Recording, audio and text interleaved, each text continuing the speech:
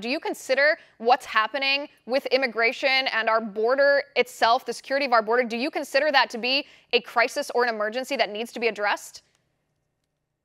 Absolutely. And what you said in your opening there is absolutely right, Liz. How many more facts do we need? So just this week, a police officer, had it not been for her quick reaction, her heroic actions, she would have been another among thousands of victims. She would have died at the hands of an illegal alien in Napa County, California, had she not reacted properly.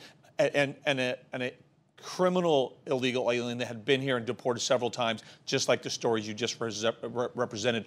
I mean, how many more facts, how many more angel families do we have to create? How many more drug overdose deaths do we have to have in this country when we have 90% of the heroin come to the southwest border? How many more facts do we have to present before they drop the old talking points driven by political ideology and do what's right for the safety and security of this country? It's outrageous, it's reckless, and American lives are being lost because of this false narrative and rhetoric. Right. We always hear, I think, Republicans talk about how Democrats put their politics above people's lives. And we hear that so much it almost becomes trite. This is a living, breathing example of Democratic politicians doing exactly that, putting their political objective, that being their dislike of President Trump, over the safety and security of American lives. It's horrifying.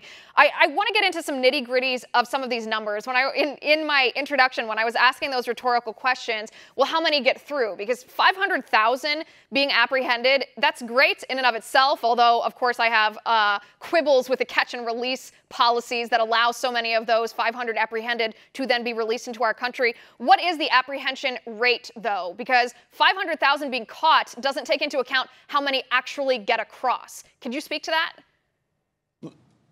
Absolutely, Liz. And that, you hit one of the significant pillars that's not being talked about enough, but yet the political ideological movement on the left twists it around. They want to talk about how overall the numbers have gone down since the late 90s and early 2000s.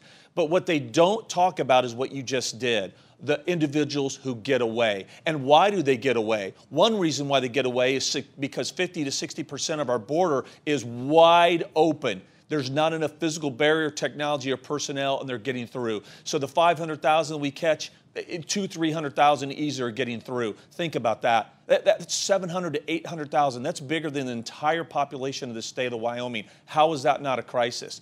The other part that's a false narrative that they don't talk about is the actual demographics. So in the late 90s and early 2000s, the majority of the individuals coming across were Mexican nationals. They were being deported, ER, expedited removal, immediately back to Mexico. Now, as you so accurately pointed out, the majority of those numbers now are family units, unaccompanied children, and other asylum seekers. And because of our broken asylum laws, they're actually allowed into the interior United States. So although the numbers right now are down the past couple of years, those being allowed into the United States are actually increasing, and we don't know what's getting through, so it's a false narrative.